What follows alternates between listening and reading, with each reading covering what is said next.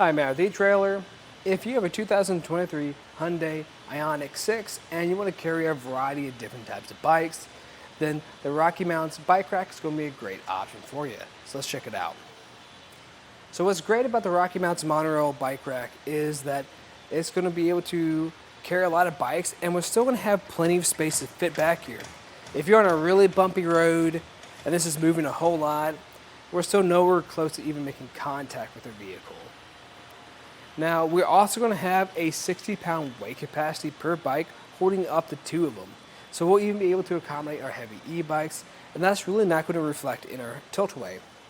To show you how we tilt this bike away, or rack away, is we're going to pull this blue lever on the bottom, fold it back, and we just need to make sure we watch out for our heads.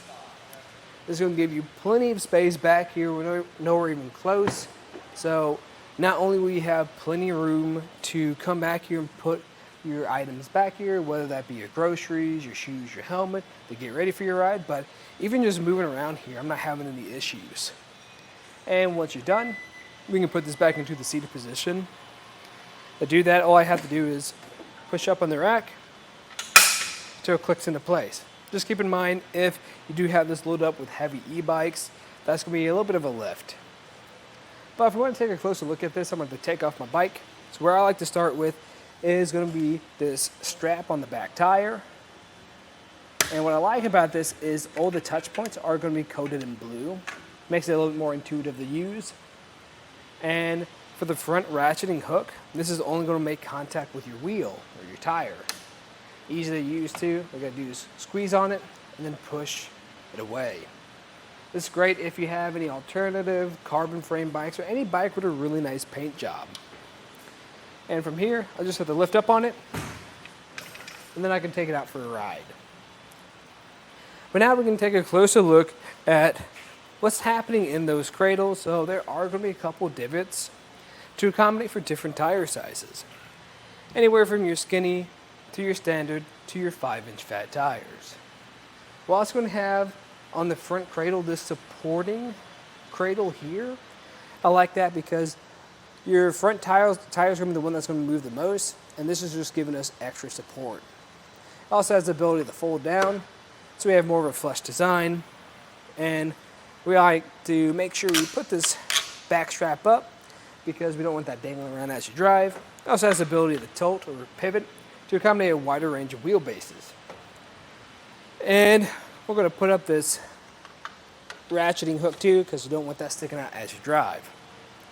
We can also get a few measurements to see how this is going to sit back here. What I like to get first is going to be how far it sticks out. That's going to be a little bit over 31 inches, which isn't too bad. It's something to think about if you're in those really tight spots like a parking spot or garage. As for the ground clearance, from the lowest point, that's going to be about 18 inches, which isn't too bad at all. That's actually plenty of ground clearance. Even if you're going up those steep hills and you have those heavy e-bikes pushing on this, maybe losing out on an inch or two, you still won't make ground contact. Now, if you don't have any bikes on here and you want to save some space, you definitely can.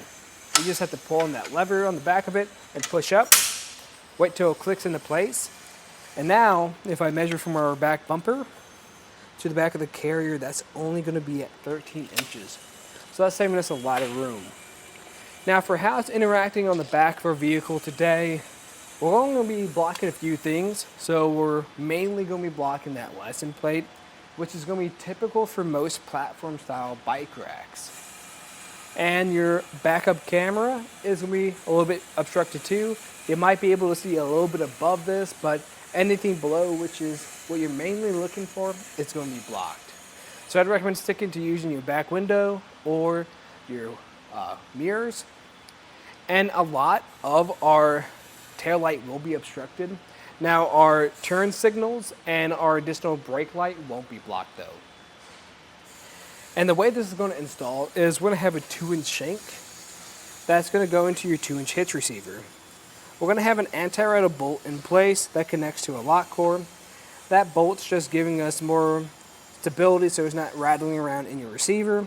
The lock core is just giving us extra security so no one can take your rack. That's also going to use the same key system as our included bike cable lock. Now, in my opinion, I think this is a great option for what I was saying earlier. If you're trying to carry a variety of different types of bikes, this is a great one. Now, if you're trying to save just a little bit of money, or you're just looking for something a little bit more economic, then I'd recommend checking out the Benton Bike Rack. It's going to work very similar to this one, only it's just not going to have that included lock cores. But what that one does have is the ability to store up a lot easier. So that shank actually folds up flush to the rack, so it's not going to take up much space in your garage. Now, I'd also recommend checking out the Kuwa NV 2.0 bike rack. There's going to be a couple variations of it, but the one that a lot of people like is going to be pretty much the same as this, has all the same features, only the bike locks are going to be integrated into the design, so you can't lose them, and it's going to come with a bike repair stand. And that bike repair stand is great if you've ever had any issues on the trails and you've had to make some last minute adjustments. Just kind of makes your day a lot simpler to deal with. But I think this is great for that in-between spot. So if you're looking for some more premium features, but you don't need a bike repair stand, I think this is a perfect option for you. That's just a look at the RockyMounts MonoRail bike rack on the back of our 2023 Hyundai Ioniq 6. I'm Matt. Thanks for watching. Here on our test course, we'll start by going through the slalom. This is going to show us the side-to-side action, which simulates turning corners or evasive maneuvers. Once we get to the alternating speed bumps, we'll see the twisting action. This will simulate hitting a curb or a pothole or driving over uneven pavement. Now lastly, we're going over some full speed bumps, and we can see here the up and down action, and this will just be like driving in and out of a parking lot, garage, or driveway.